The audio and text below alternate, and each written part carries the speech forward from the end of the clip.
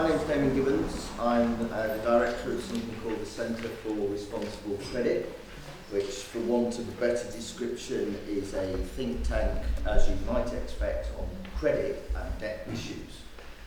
So we work out of something called the Centre for Economic and Social Inclusion, which is a bigger organisation which looks at welfare to work, housing, and other issues of public, social and economic concern. But I, for the last 15 years probably, have focused exclusively on credit and debt, and indeed before that was a debt advice worker in citizens advice and that sort of thing. So I've been in debt for an awfully long time, and that's probably quite similar to a lot of people in the country at the moment. It's an interesting topic, credit unions at 50. I suppose we should ask ourselves the big questions: what's happened to Britain in the last 50 years? Because it is a story driven by finance capitalism, the expansion of financial services coinciding with the decline of the welfare state over that period of time, and those two things are not coincidental.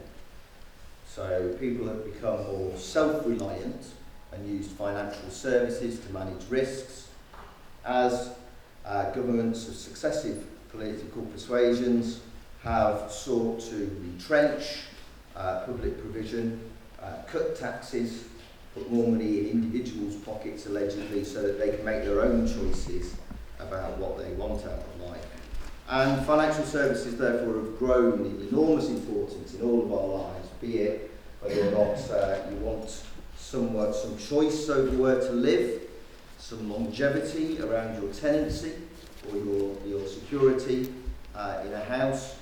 If you want to access decent schools for your kids, then you're probably looking at the mortgage market for that, because your housing options otherwise are limited. If you want to get yourself or your children through university, then they will now take out loans for it as opposed to be given grants for that, and it's their individual responsibility to determine which course is likely to lead to success in the labour market, as opposed to what a grant system is society taking responsibility for the education of our children, because it's a benefit to all of us if our children are well educated and a benefit to the economy. And that is fundamentally the shift that has happened over the last 50 years. Credit unions within that are quite interesting, because as Daniel's pointed out, they've increasingly been focused on low income.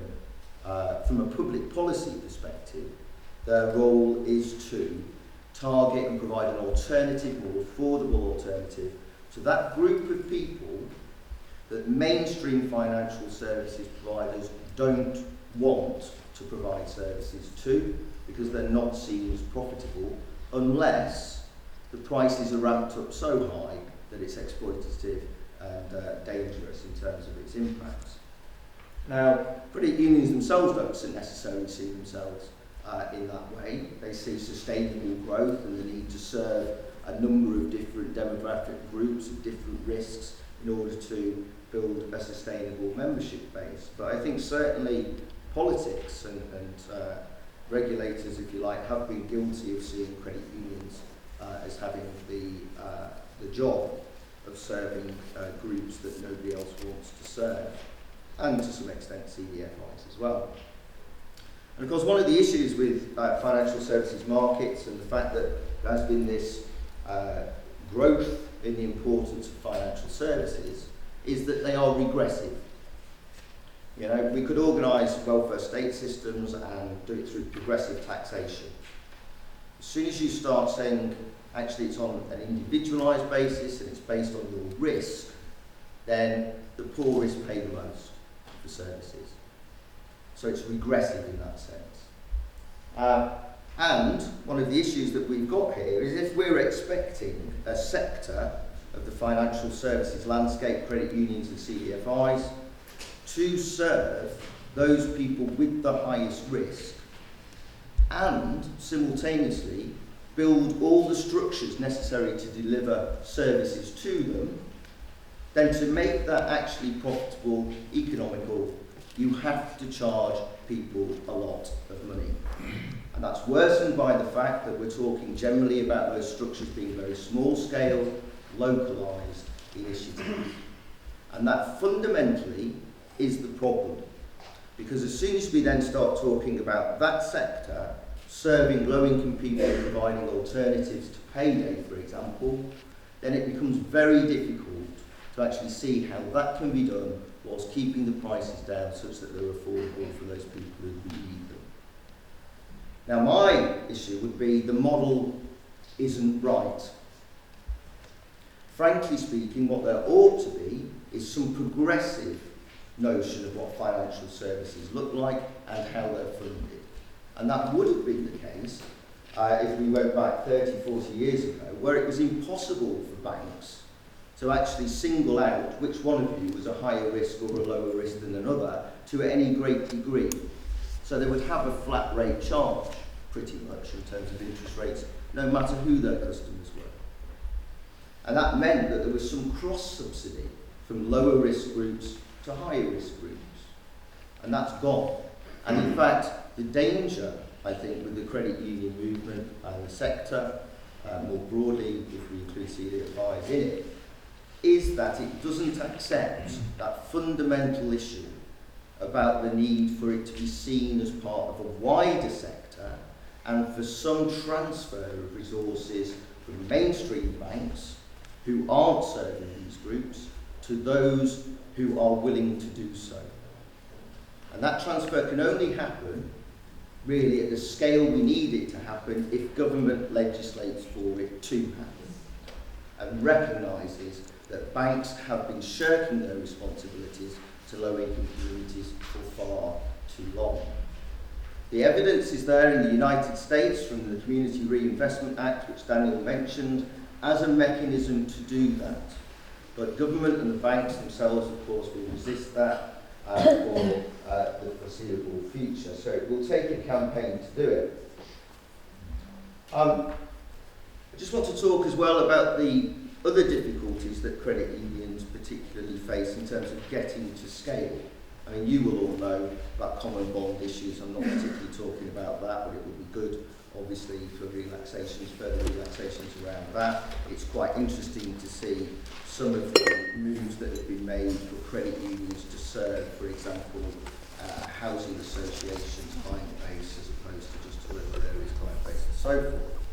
But the fundamental problem with the credit union model in terms of getting to scale is actually that it's based on the old banking model, which is that it takes lots of small deposits from its members and it then lends those out, and over a period of time, the margins between its payments out to its depositors and the money it gets in from loans allow it to expand. That's the slow, boring banking model that takes ages to get growth out of. And that's why the banks themselves threw it out of the window and went potty for different ways to actually get growth into the system. And the fundamental way in which they did it was to securitise their loans so that they could draw in investment on the basis that they were going to get future payments in. Now that was dangerous, there's no question about that, because they then forgot to bother about underwriting those loans properly and lent them out, and we ended up in a big problem. But the fundamental issue about securitisation, the principle of it, is a good one, because it allows growth to happen very quickly. Now, credit unions are prevented from that. In fact, they've got to hold their balances on deposit with banks. Pretty outrageous in the first instance. And we've then got this schism between credit unions, which can take deposits and make loans, CDFIs, who can get investment in that isn't deposits and don't have an interest rate cap. And this creates this fragmented landscape, if you like, as much as anything as well. So I would say we've got to abandon this model. You know, let's be upfront about it. And I should preface my remarks as well by just being very clear. This is not to say, any of this criticism is not to say that I have nothing but respect for the hard work and dedication of people working in credit unions and CDFIs. I have nothing other than an acknowledgement that every loan that they make which stops somebody going to a payday lender or the Provi or anywhere else, is a brilliant thing to have done. But I think the model is bust. And I think if we're really serious about getting to scale and creating an alternative to payday and door-to-door lenders and Bright House and all the other ones that will come in you guys' over the next few years, then actually we really do have to say we want a model which we know meets the needs of low to middle income consumers, is funded fairly in terms of a contribution from the banks, and allows us to scale up very rapidly in order to make a real difference. What would some of those things potentially look like? Well, I think securitisation and allowing credit unions to take investment in the way that CDFIs do would be a starting point. I think abandoning, to be quite fair with you, the interest rate cap on credit unions would mean that there would no longer be an artificial distinction between who credit unions could lend to and then who's got to go to a CDFI, because the cap's too low to actually cover that level of risk. And we're still talking here about loans which are way below the cost of high-cost credit. So there's still an advantage to this. But of course, I believe that if we're successful in the campaign and got some transfer of resources from the mainstream banking sector, then those prices could be brought down further still. And that's what we should be looking at. So I think that those are the sorts of things that we can do. The other thing, of course, is that at the moment, many credit unions are asset rich, that they've actually got quite a lot of money in the bank. The problem is that they're inherently cautious about doing things with their members' money, because quite rightly they're responsible for the safety and soundness of their members' money. So they need to be encouraged to do something with that, and perhaps also to pool resources to develop things which would make a national difference. So that could be a credit union app, it could be a national marketing campaign, all of these sorts of things, but they need to be encouraged, development of new products, to take those risks with their members' money. And the only way I can see that that can happen is for some element of that risk to be underwritten by somebody else. Whether that's big society capital, who had £250 million worth of money that was lying in dormant accounts, which it's now charging 7% interest on when it lends it out. You know, those sorts of funds really should be used to create a guarantee fund and an innovation fund for credit unions to be more adventurous. The last thing that I'm going to talk about, and then I'll shut up because I think I probably have 10 minutes, is whether credit is actually the answer at all in many situations. And perhaps we need to do more as a movement to challenge the notion that problems that people face can be solved through the advance of credit, be it affordable in technical terms or not. And I am actually talking about the majority of reasons why people have cash flow problems and turn to payday lenders in the first place. It's because their wages are too low. It's because the costs of housing are too high. It's because they're being ripped off by energy companies. This wider social and economic issue is something that the credit union movement needs to engage with in those campaigns to turn that around.